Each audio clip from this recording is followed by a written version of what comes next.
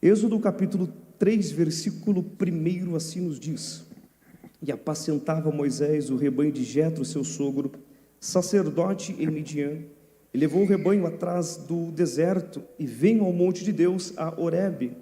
E apareceu-lhe o anjo do Senhor em uma chama de fogo, no meio de uma sarça. E olhou, e eis que a sarça ardia no fogo, e a sarça não se consumia. E Moisés disse: Agora me virarei para lá, e verei esta grande visão, porque a sarça se não queima.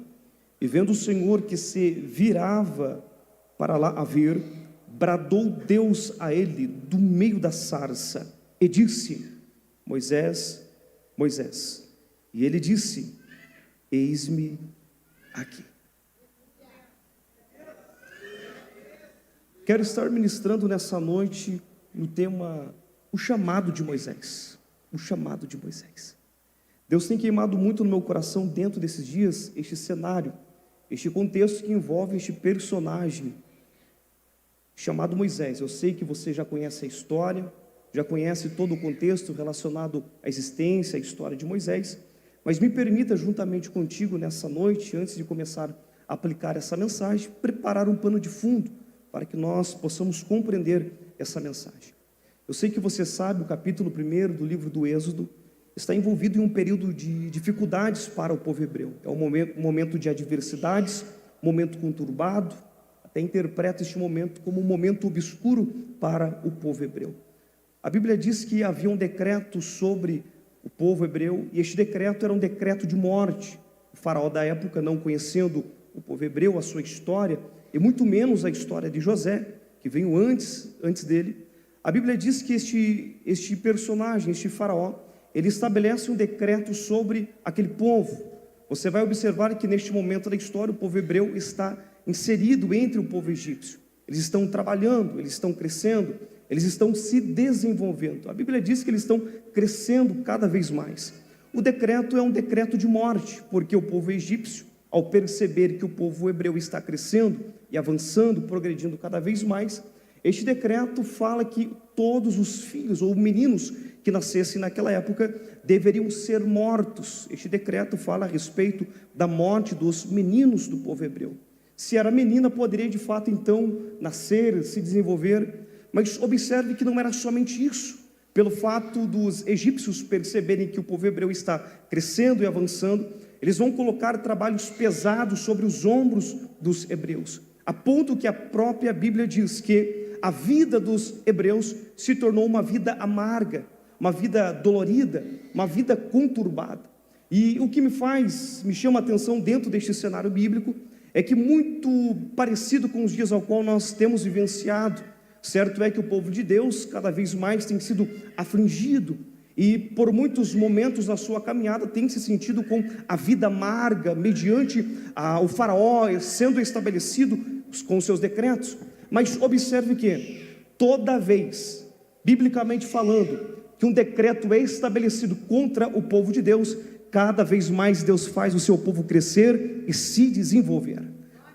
Eu vou dizer novamente, independente do cenário ao qual você esteja vivendo, talvez o cenário é caótico, o cenário é de adversidades, você pode estar até sobre um jugo, sobre dores, a vida talvez está pesarosa, mas Deus manda te dizer que neste momento ao qual você está atravessando, você vai crescer cada vez mais, vai se desenvolver, vai crescer para a direita, vai crescer para a esquerda, para a frente, para a retaguarda, porque a promessa de Deus sobre a sua vida. O povo está crescendo, o povo está se desenvolvendo, e você vai observar que neste interim as crianças estão nascendo, estão também se desenvolvendo.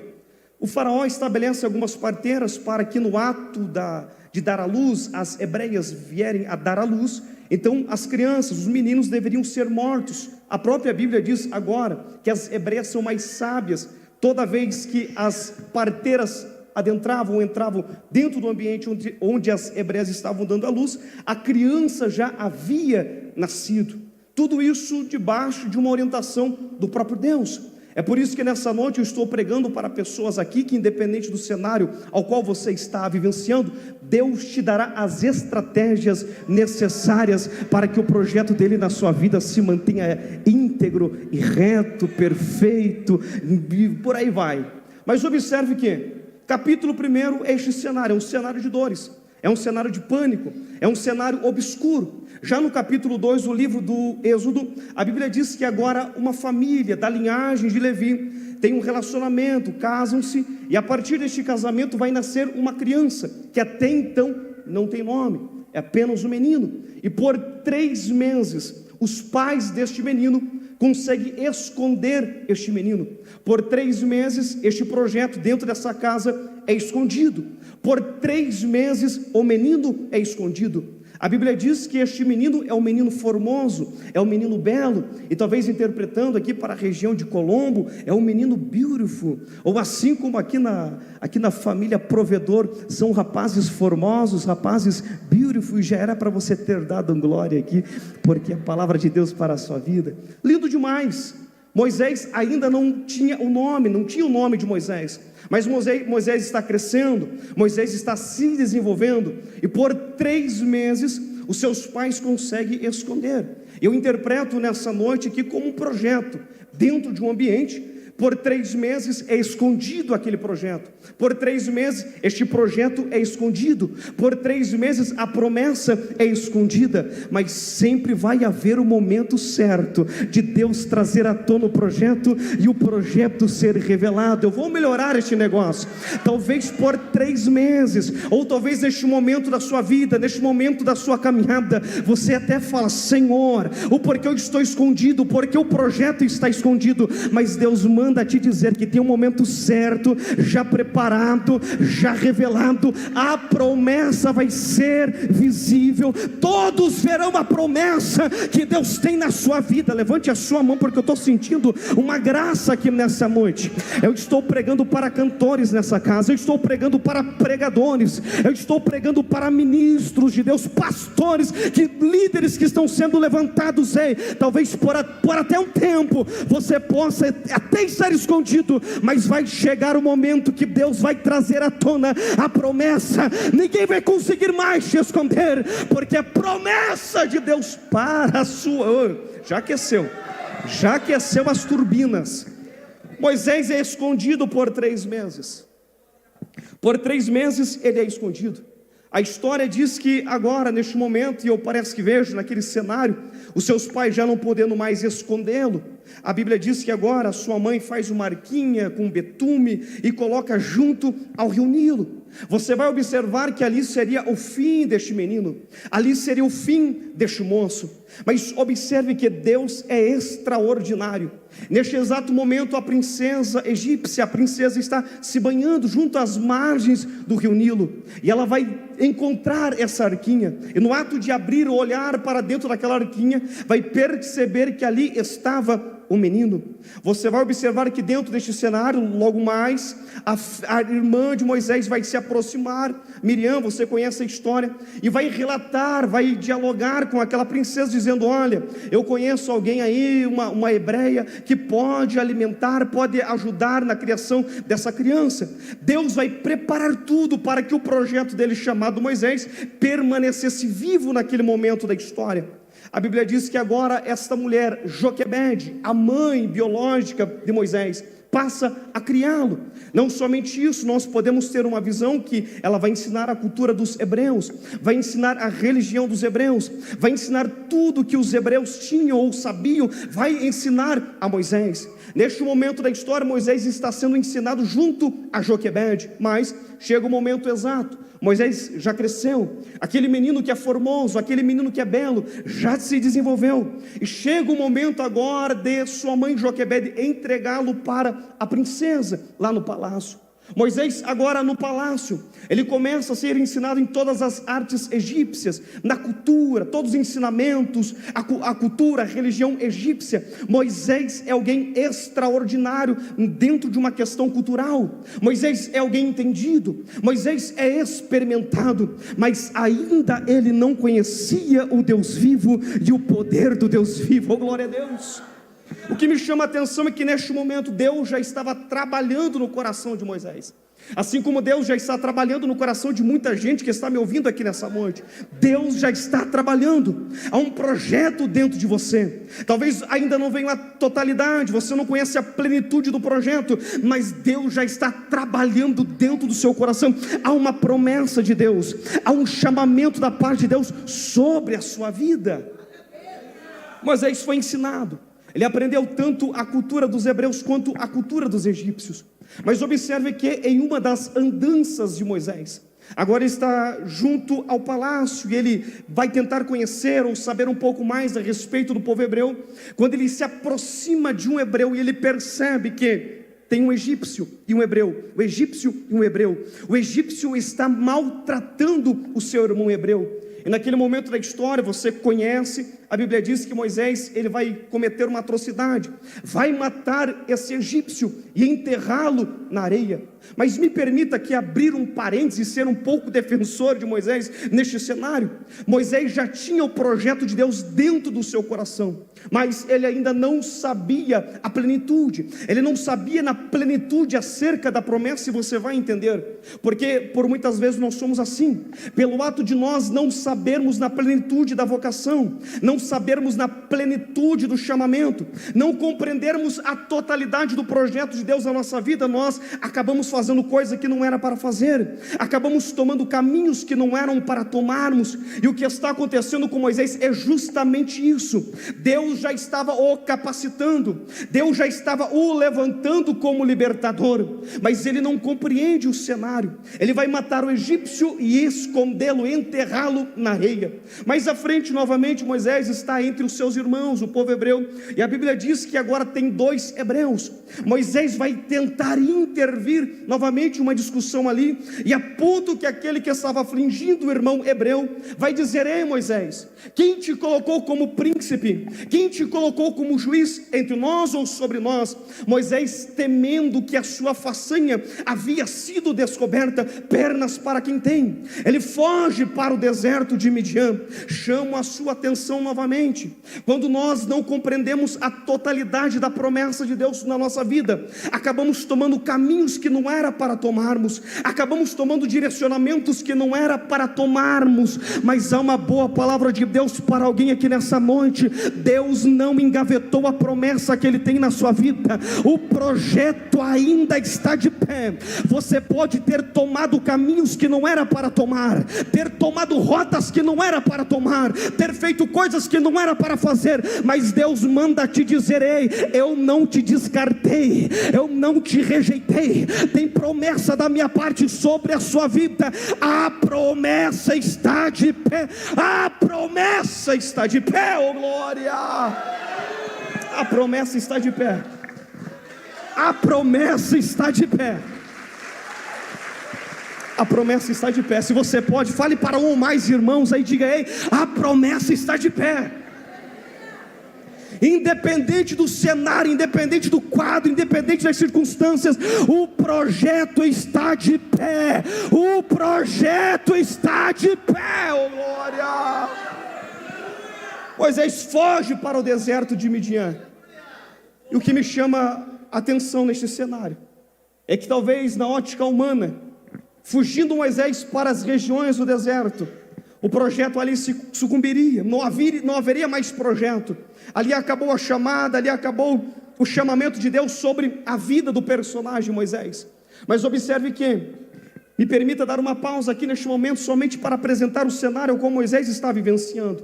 Pelo menos por 3 etapas Moisés vai vivenciar cenários na sua vida. A primeira etapa da vida de Moisés é do 0 ano aos 40. Quando Moisés no Egito, ele pensava ser alguma coisa. No Egito Moisés pensava ser alguma coisa. Agora Moisés está no deserto, deserto de Midian, dos seus 40 aos 80 anos. Ele começa a perceber que estando no deserto, ele não é nada. No deserto Moisés não é nada. Ele olha para si e percebe que ele não é nada. Do 0 ao 40, ele achava que era alguma coisa, mas agora dos 40 aos 80, ele percebe que não é nada. Mas a história de Moisés não para por aí. porque dos 80 aos 120, ele começa a perceber o que Deus pode fazer com um nada totalmente entregue em suas mãos. Oh, glória a Deus! Eu vou dizer novamente. Talvez em algum momento da sua caminhada você pode ter pensado que era alguma coisa, mas aí aconteceu algo contra ti, talvez situações que Deus permitiu. Você olhou para si e disse: eu não sou nada.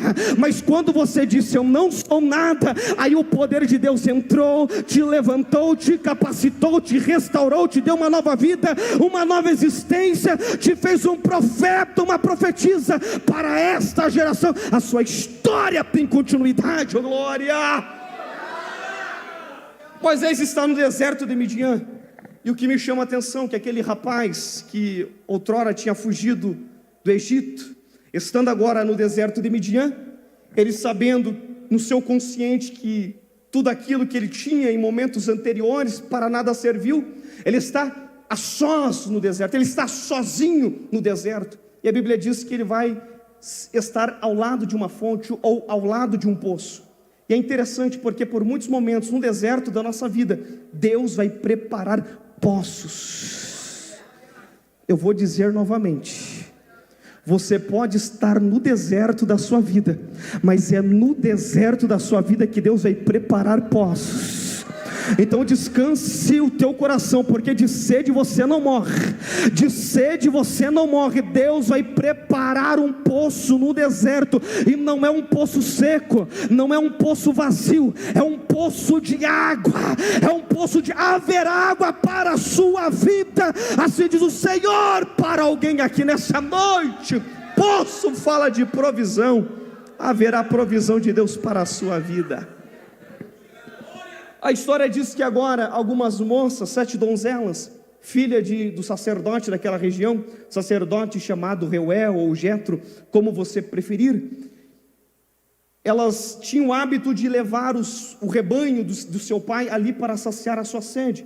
E quando aquelas donzelas foram pegar água daquele poço para colocar onde o seu rebanho poderia saciar a sua sede, alguns perversos, alguns homens truculentos que estavam ali, vão expelir, vão expulsar aquelas donzelas dali de junto ao poço. Mas a Bíblia diz que ali tem Moisés, um homem zarrão, forte, poderoso, beautiful, e vai defender aquelas moças, porque homem é assim, homem de honra é assim, homem de honra é assim, homem de honra é assim. Ele vai defender aquelas donzelas, e no ato de defender aquelas donzelas, eu parece que vejo ele mostrando toda a sua estética, todo o seu poderio bélico. Ele vai pegar também a água, vai saciar a sede daquele rebanho. A notícia chega até a casa de Reuel, e quando a notícia chega dizendo: olha, tem um rapaz aí, um homem zarrão, ele saciou a sede do nosso rebanho. Tinha alguns rapazes aí que tentaram nos repelir, nos expulsar de junto ao poço, mas ele nos defendeu, ele se levantou com bravura. Aí Reuel, parece que eu vejo ele brilhando os olhos e dizendo: ei, eu quero conhecer quem é este rapaz, traga para a nossa casa, vamos alimentar este rapaz. E o prêmio para Moisés naquele momento era para que pudesse casar com uma das filhas de Reuel. Oh, glória a Deus! Tem bênção de Deus para alguém aqui nessa casa. Tem bênção de Deus para alguém aqui nessa casa. Eu estou sentindo uma graça aqui. Eu vou profetizar de olhos abertos, seja na área matrimonial, independente da área, a bênção de Deus para alguém aqui nessa casa. Eu vou perguntar novamente: quem recebe esta palavra profética? Eu já vi que tem solteiros aqui também. Eu já vi que tem solteiros que já deram um pulo ali. Deus vai liberar a bênção dele para a sua vida. A bênção não vai gerar dores, a bênção não vai gerar dores. Oh, glória! Eu sinto a presença de Deus. Moisés casa com uma das filhas de Reuel, e você conhece a história. Logo após, lá nasce também uma criança chamada Gerson, e a história continua. Mas o que me chama a atenção dentro desse cenário é que agora no capítulo de número 3 de Êxodo, a Bíblia diz: e apacentava Moisés o rebanho de Jetro, seu sogro, sacerdote em Midian, e levou o rebanho atrás dele, e levou o rebanho atrás do deserto, e veio ao monte do Senhor, o monte de Deus, a Horebe. Eu chamo a sua atenção para este cenário. Moisés foi encarregado agora de cuidar dos rebanhos de Jetro. E nesse cenário, algumas traduções dizem que era um rebanho de cabras e também de ovelhas. Imagine só a responsabilidade que estava sobre este homem chamado Moisés.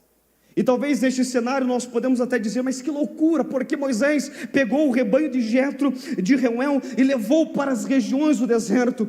Parece loucura, mas me permita aqui fazer uma interpretação deste texto. Talvez por muitos nós, ou por muito tempo nós olhamos somente para Moisés pegando o rebanho e levando para o deserto, mas me permita dizer algo para alguém aqui nessa noite, nessa casa, neste ambiente de glória. Por muitas vezes nós não somos o Moisés, nós somos o rebanho sendo levado para o deserto, mas há uma boa notícia para alguém aqui nessa casa. Se Deus te levou para o deserto, se Moisés te levou para o deserto, descanse o teu coração, porque pode ser deserto, mas quem te levou foi Deus. Descanse a tua alma, porque ainda que seja deserto, o Salmo 23 diz que há pastos verdejantes, que há águas tranquilas. Descanse o teu coração, porque se você está debaixo da tutela, está sendo guiado pelo bom pastor, não vai faltar pastos verdejantes, não vai faltar águas tranquilas. Deus está contigo no deserto da sua vida. Não temas o deserto, oh glória. Talvez tenha alguém aqui dizendo, mas está doendo o deserto, bom pastor. Mas eu estou dizendo, aguenta o deserto, aguenta o deserto.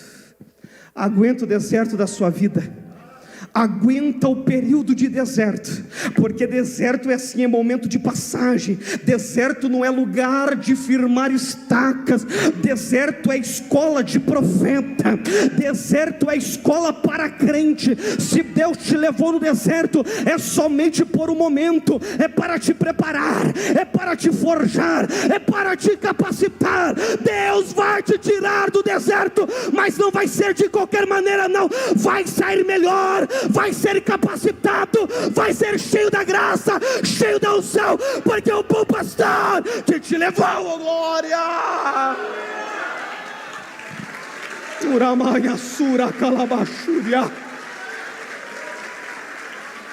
Eu sinto a graça nessa noite. Moisés está no deserto, junto com aquele rebanho, mas você vai observar que neste cenário de deserto da vida de Moisés, Deus continua trabalhando no chamado de Moisés. Moisés está no deserto com o rebanho, mas o que me chama a atenção dentro deste cenário aqui também, é que no versículo de número 2, diz que apareceu-lhe o anjo do Senhor em uma chama de fogo, no meio de uma sarça, e olhou, e eis que a sarça ardia no fogo, e a sarça não se consumia. Quem passava em momentos anteriores naquele deserto, na mesma região, no mesmo ambiente onde estava aquela sarça pegando fogo, se alguém olhasse para aquela sarça, falava, é apenas um espinheiro, porque essa sarça aqui é um arbusto no deserto, é um espinheiro no deserto.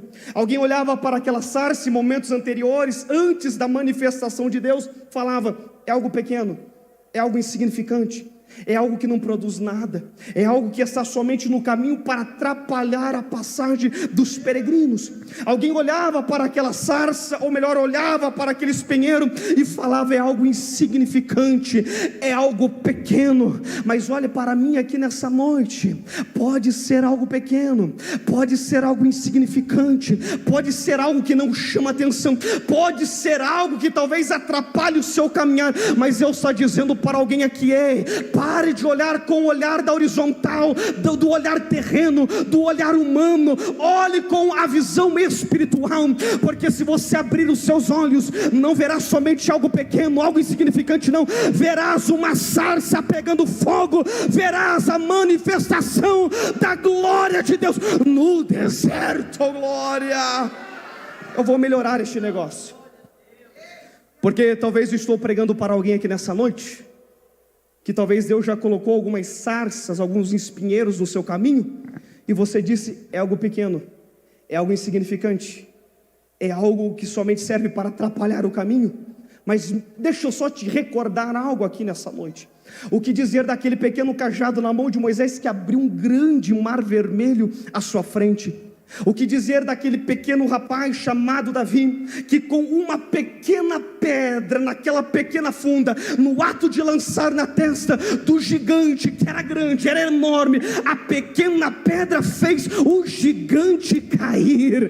O que dizer do Novo Testamento, aquele pequenino rapaz com a sua pequenina lancheira? São 5 pães e 2 peixinhos. O que é isso para toda essa gente? É um pequeno cestinho. Mas na mão de Jesus, aqueles 5 pães pequenos, aqueles 2 peixinhos pequenos, se tornaram um milagre gigantesco, a ponto que alimentou 5.000 homens, sem contar mulheres e crianças, e ainda sobejou 12 cestos, e todos foram felizes para a sua casa. Sabe que Deus está dizendo para alguém que nessa noite: pare de desprezar as coisas pequenas, pare de desprezar os sinais que eu tenho colocado no seu caminho. Ei, pare de desprezar aquilo que eu tenho posicionado à sua frente. Você já rejeitou por muitos momentos, mas nesta noite eu te trouxe aqui na família Provedor, somente para lhe dizer que aquilo que é pequeno diante dos seus olhos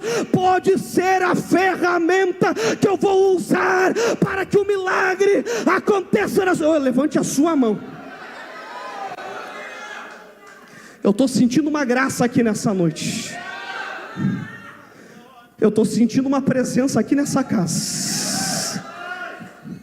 Eu vejo Deus se manifestando em deserto de pessoas aqui. O ambiente onde Deus está não é mais um ambiente comum, é um ambiente de glória. Pode ser uma sarça comum no deserto, mas se a manifestação de Deus está, se torna um ambiente de glória. Se torna um ambiente de glória. Eu estou sentindo nessa noite que a sarça já está pegando fogo aqui nessa igreja. Eu estou sentindo que nessa noite o braseiro celestial já incendiou a sarça, e talvez a sarça esteja aí do seu lado, e Deus está dizendo: ei, essa sarça vai incendiar, essa sarça vai incendiar, oh glória. Eu estou sentindo a presença, eu estou sentindo a presença aqui. Eu sinto que esse ambiente já se tornou um ambiente profético.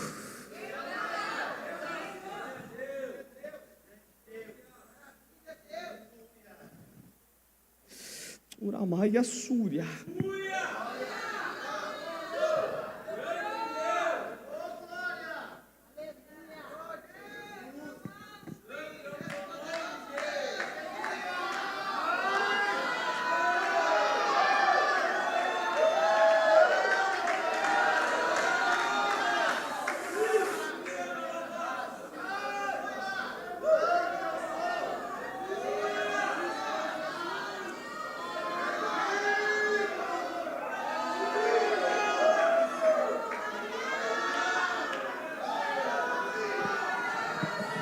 Deus dá um brado,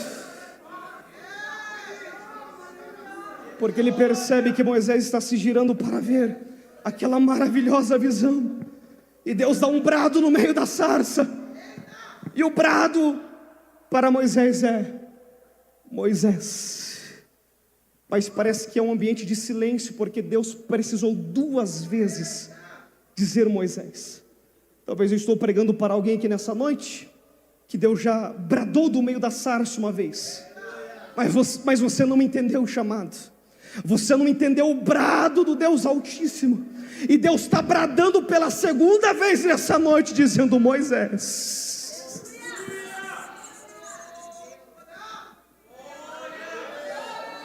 Talvez você diga: pregador, você não conhece a minha história, você não sabe um pouco, você não sabe o mínimo da minha existência, da minha história.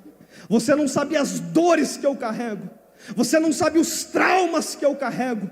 Você não sabe das decepções, você não sabe das frustrações, você não sabe do ambiente perverso ao qual eu fui gerado. Alguém até disse para mim: ei, não era para você ter nascido, não era para você ter sido gerado, não era para você ter vindo ao mundo. Talvez eu prego para alguém aqui, que talvez dentro desses dias você sabe que é um chamado de Deus, mas você tem preferido ficar dentro de um quarto trancado, porque as dores te empurraram para lá, as decepções te empurraram para lá, e Deus já bradou uma vez dizendo: ei Moisés, mas você não aceitou o chamado, você não disse o eis-me aqui. Mas nesta noite eu sinto uma autoridade da parte de Deus em bradar no ouvido de alguém aqui para dizer: ei, você não é um acaso da natureza, até porque nós não acreditamos no acaso, não, nós acreditamos sim em projeto de Deus. Você não é um acaso da natureza, você é um projeto de Deus nessa terra, você é um projeto de Deus, você é um projeto de Deus.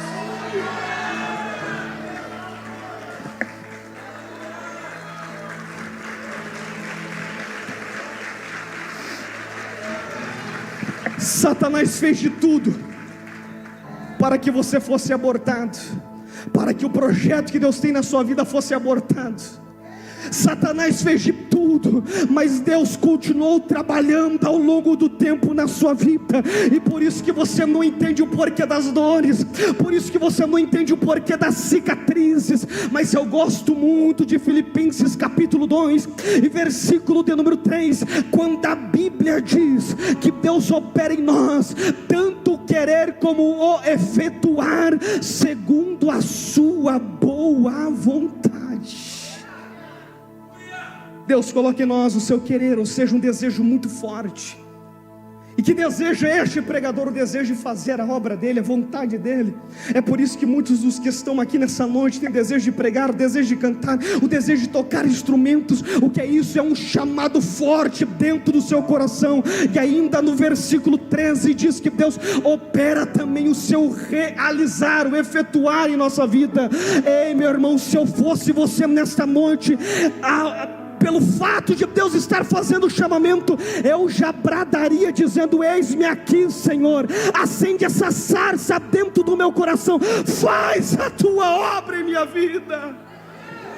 Me permita contar uma história que aconteceu há pouco mais de 33 anos atrás, contrariando toda a ótica humana. Contou a história, uma mãe para o seu filho, quando já maior. Essa criança, ela foi gerada dentro do ventre dessa mulher, entre o ano 1990 a 91, quando aquela criança nasceu. E essa criança foi gerada em um ambiente de dores terríveis, a ponto que a sua mãe, no ato de contar que aquele menino, ele seria o quinto daquela casa, porque já haviam 2 meninas e 2 meninos dentro daquele lar. O período era de escassez, o período era de dores, crises intermináveis no relacionamento, naquele casamento, a escassez dentro da casa, a pobreza terrível, a escassez era terrível dentro daquele lar. E neste ambiente aquela criança está sendo gerada dentro do ventre dessa mulher. Não somente isso, mas contou aquela mãe para aquela criança que estava acontecendo também uma guerra naquela época, chamada Guerra do Golfo, salvo engano. E a vontade daquela mulher, a vontade daquela mãe, era que uma bomba caísse sobre aquela casa e não matasse somente ela, mas também a criança que estava sendo gerado dentro do seu ventre. E debaixo desse sentimento e deste ambiente, aquela criança está sendo gerada. Mas contou também a sua mãe que vez ou outra ela pegava a Bíblia, ainda sem entender a respeito de Deus, entender a respeito da Bíblia, ela pegava a Bíblia e colocava sobre a sua barriga, e a criança se mexia de um lado para o outro, e isso somente pelo toque da Bíblia sobre ela. E ela já começou a perceber que Deus tinha algo diferente com aquela criança. Mas debaixo desse sentimento, deste ambiente, essa criança está sendo gerada. Quando a criança nasce, até os seus 2 anos de idade, não que ela tinha convulsão, mas era uma espécie de convulsão, sempre era tomado por essas dores. Quando na última vez que aconteceu essa espécie de convulsão neste menino, a sua irmã entrou porta dentro do quarto para ver como estava o seu irmão, a sua irmã mais velha. E ela percebe que sobre a cama, aquele menino estava todo roxo, não havia mais vida, o ar já não estava mais naquele menino. Quando ela começou a gritar dizendo: o menino, a criança está morta sobre a cama, a criança está morta sobre a cama. Quando a sua mãe corre porta dentro daquele quarto, para ver como estava o seu filho, ela pega o seu filho sobre os seus braços, e a criança realmente estava toda roxa, não havia mais vida, a criança estava morta. Mas aquela mãe, sem saber o que fazer, sem falar palavra alguma, ela vai em direção porta fora daquela casa, e ela vai para o lado de fora, e ainda sem saber o que fazer e o que falar, sobre o que fazer diante daquele cenário, ela, com aquela criança, ela somente levantou aos céus, e sem dizer sequer uma palavra, mas na sua alma e no seu coração, ela disse: Deus, foi o Senhor que me deste essa criança, então essa criança não é minha, essa criança é sua. E na mesma hora, a vida voltou para aquela criança. Passaram-se mais de 32 anos, contrariando toda a ótica humana, contrariando todas as circunstâncias, contra os projetos de Satanás. Passado mais de 32 anos, aquele que era uma criança lá atrás, hoje é um homem, pregador do Evangelho, está aqui nesta noite, neste altar da família Provedor, para dizer que você não é um acaso da natureza, você é um projeto de Deus. Satanás tentou abortar o projeto, mas olha você aqui, Vivinho da Silva, porque é projeto, porque a promessa.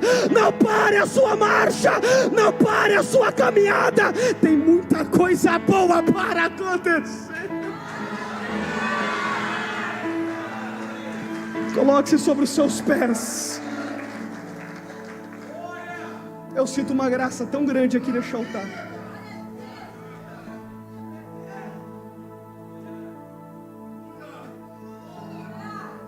Eu sinto que os céus estão abertos sobre este altar, sobre essa casa.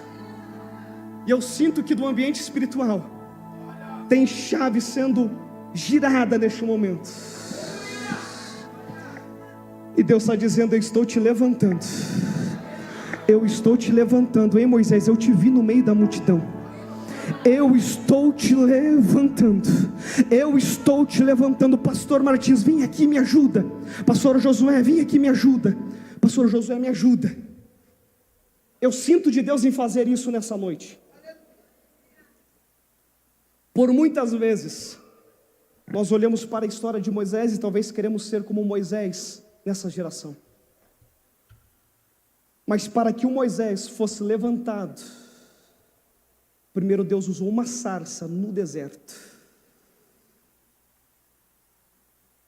E Deus diz para ti nessa noite: enquanto a sarça está incendiada no deserto, enquanto a sarça está pegando fogo, há uma geração de Moisés sendo levantada.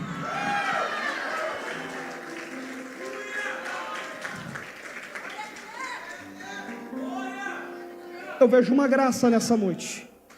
Eu vejo um poder aqui nessa casa. Tem muita coisa boa para acontecer. Tem muita coisa boa para acontecer.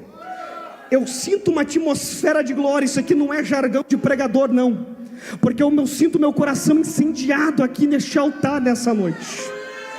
Com a permissão do pastor Josué, eu posso orar por alguém? Eu quero orar por você que entendeu essa palavra, que entendeu o chamamento da parte de Deus sobre a sua vida. Eu quero orar por você. Eu quero que você saia do seu lugar e venha aqui à frente. E eu quero estar orando juntamente contigo.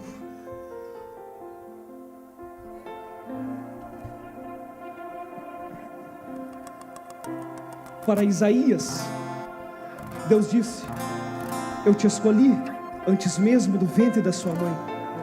Para Paulo, em Gálatas, Paulo disse que Deus tinha o chamado desde o ventre da sua mãe. Salmo 139, o salmista diz: se eu subir aos céus, tu lá estás. Se eu descer às profundidades, tu também lá lá está. Aí chega o ápice do seu momento com Deus, e Ele diz: os teus olhos viram o meu corpo ainda informe, e no teu livro todas estas coisas foram escritas. Não tem como fugir do chamado, não tem como fugir da vocação, não tem como fugir daquilo que Deus liberou sobre a sua vida. Você nasceu para sacudir, para impactar esta geração. Não pare, Moisés, não pare a sua marcha, não pare a sua caminhada. Tem muita coisa boa